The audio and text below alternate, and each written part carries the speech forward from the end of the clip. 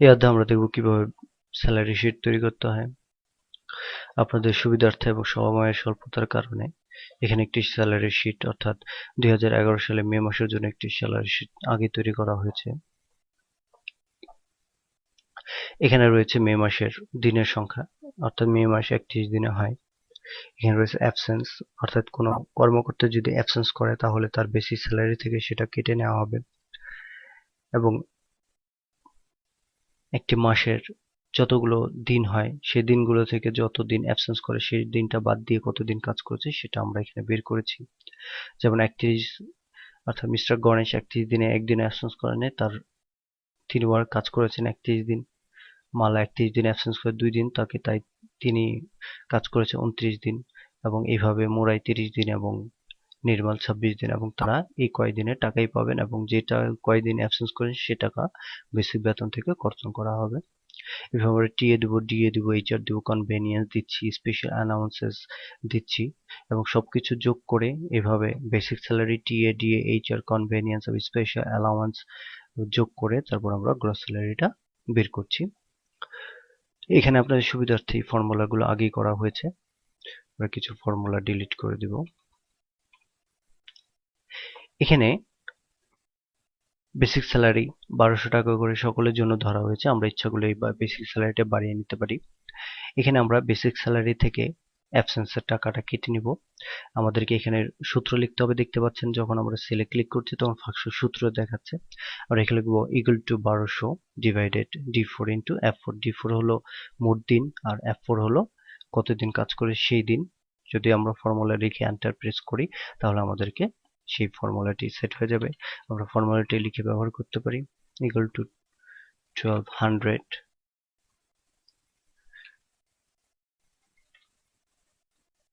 Divided D4 into F4, অর্থাৎ D4 হলো total days, F4 হলো ওয়ার্ক ডেইজ। এন্টার দিলে বেসিক স্যালারি বেরিয়ে যাবে।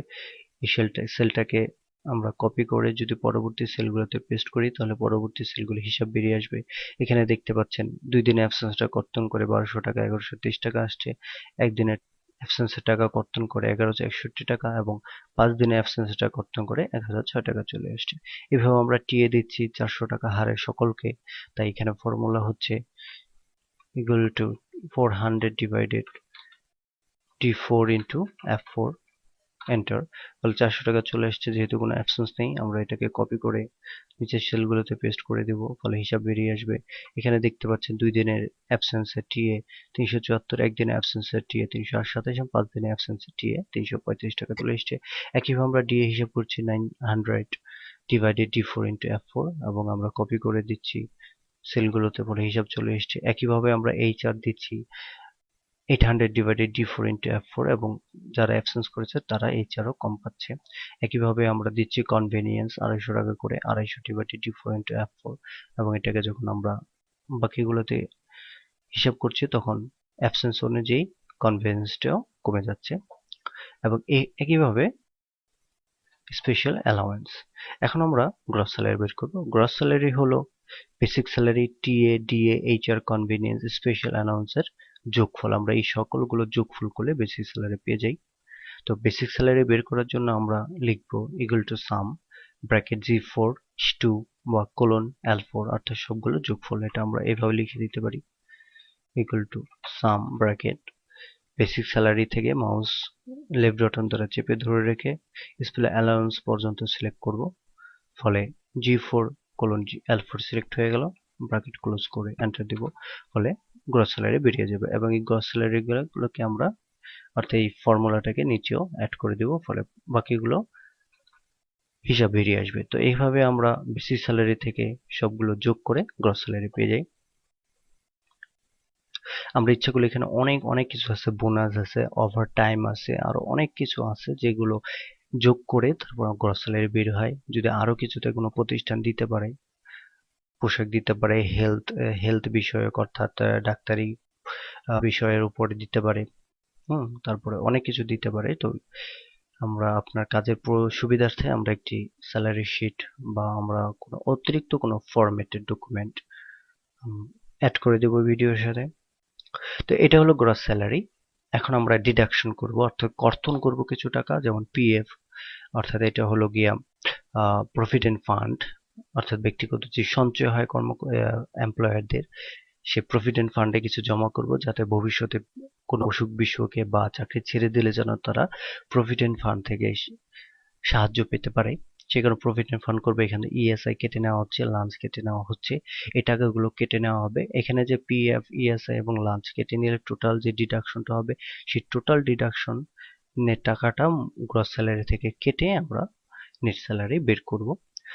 যদি কোনো প্রতিষ্ঠান এই ডিডাকশন না থাকে কোনো প্রতিষ্ঠানে, তাহলে কোনো এমপ্লয়ার ডাইরেক্টলি গ্রস রেটে মাস শেষে তুলে নিতে পারবে। আর যদি কোনো প্রতিষ্ঠানে ডিডাকশন থাকে, তাহলে মূল ডিডাকশনের টাকাটা গ্রস স্যালারি থেকে কেটে দিলে যে টাকাটা হবে, সেই টাকাটা একজন এমপ্লয়ার তুলে নিতে পারবে বেতন হিসেবে। এখানে আমরা পিএফ বের করব। এখানে পিএফ আমরা দিচ্ছি, দেখতে পাচ্ছেন এখানে 100 টাকা 12 টাকা করে। তাই আমরা এখানে টিএ বের করার জন্য পিএফ বের করার জন্য আমরা লিখবো G4, অর্থাৎ G4 বলতে এখানে basic salary 1200 into 12 divided 100, enter press করলে পিএফ বেরিয়ে যাবে। আমরা এখন কপি করে দেবো বাকিগুলোতে, তাহলে বাকিগুলোর হিসাব বেরিয়ে যাবে। এখানে যেহেতু তার গ্রস বেসিক স্যালারি কম, তাই পিএফটাও কম। এভাবে বেসিক স্যালারি কম হওয়াতে পিএফটাও কম হলো। এখানে আমরা ইএসআই বের করব। ইএসআই বের করছি আমরা 100 টাকায় 1.7। আমরা এখানে লিখবো equal to plus M4, M4 বলতে এখানে গ্রস স্যালারি into 1.75 ডিভাইডেড 100। ফলে দেখতে পাচ্ছেন এখানে ইএসআই বের হয়ে গেল। তো ইএসআই আমরা হিসাব করছি গ্রস স্যালারির উপরে, বাকিগুলোতে আমরা একই ফর্মুলা ব্যবহার করব। ফলে এখানে ইয়ে বেরিয়ে আসলো। আর লাঞ্চ হিসেবে আমরা একজন এমপ্লয়ার থেকে কেটে নিচ্ছি 10 টাকা করে প্রতিদিন বা মাসিক। তো এভাবে টোটাল ডিডাকশনটা আমরা বের করব। অর্থাৎ এখানে আমরা যোগ করব, তাই সাম লিখে আমরা ডিডাকশনের সবগুলো সেল সিলেক্ট করব। তো ব্র্যাকেট ক্লোজ করে এন্টার দেবো, ফলে ডিডাকশন বেরিয়ে আসবে। বাকিগুলোতে একই ফর্মুলা ব্যবহার করব। এখন আমরা নেট স্যালারি বের করব। নেট স্যালারি বের করার জন্য আমাদেরকে এখানে টাইপ করতে হবে সাম গ্রস স্যালারি, অর্থাৎ M4 মাইনাস ডিডাকশন, অর্থাৎ Q4, ব্র্যাকেট ক্লোজ করে এন্টার দিব। ফলে এখানে নেট স্যালারি বেরিয়ে যাবে এবং এটাকে আমরা নিচের দিকে একই ফর্মুলা ব্যবহার করে দেব। তো এভাবে কিন্তু আমরা স্যালারি বের করতে পারি।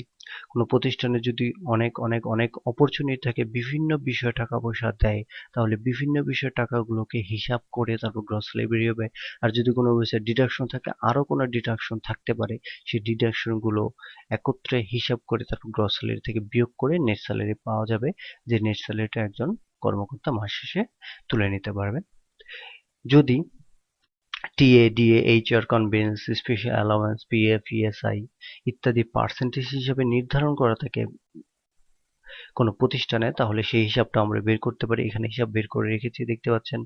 এখানে আমরা বের করব যে 1200 টাকা বেসিক স্যালারির উপরে আর কি। তো 1200 টাকা ইন্টু 10% ডিএ ইন্টু F4, এটা হলো মাসের জন্য, অর্থাৎ দিনের সংখ্যা লেফট থাকলে লেফট চলে আসবে এভাবে। একইভাবে আমরা ডিএটা বের করছি 20%, 20% 240, এইচআরটা 30% 360, কনভেনিয়েন্স 10% 120, স্পেশাল অ্যালাউন্স 50% 180। তাই এখানে বেসিক স্যালারি থেকে এই টিএ, ডিএ, কনভেনিয়েন্স সব মিলিয়ে হচ্ছে 2220 টাকা। পিএফ 4% কাটলে হয় 152 টাকা, 2% কাটলে 76 টাকা, লাঞ্চ 10 টাকা। টোটাল ডিডাকশন হচ্ছে 238 টাকা। আর তাহলে নেট স্যালারি হচ্ছে 2200 টাকা, 2220 টাকা বিয়োগ 238 টাকা, অর্থাৎ 1982 টাকা। তো এভাবে আমরা স্যালারি শীট তৈরি করতে পারি। আশা করি বুঝতে পেরেছেন। ধন্যবাদ।